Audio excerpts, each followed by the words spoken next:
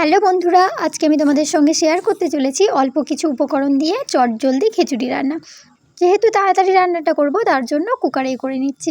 প্রথমে তেল দিয়ে আলুগুলোকে দিয়ে দিলাম। আলুগুলো একটু ভাজা ভাজা হয়ে এলে দিয়ে দেবো দুটো শুকনো লঙ্কা, একটা তেজপাতা, আর দিয়েছি অল্প কিছুটা চিনি। চিনিটা প্রথমেই দিতে হতো, যেহেতু আমি ভুলে গেছি তার জন্য পরে দিয়েছি, তোমরা আগেই দিয়ে দেবে।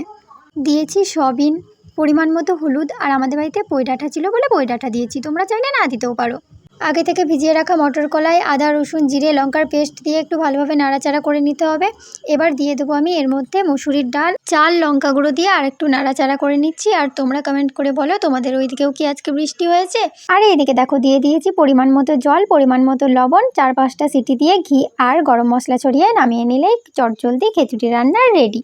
আজকে এই পর্যন্তই। তো বাই বন্ধুরা, দেখা হবে পরবর্তীকালে একটা নতুন ভিডিওর সঙ্গে।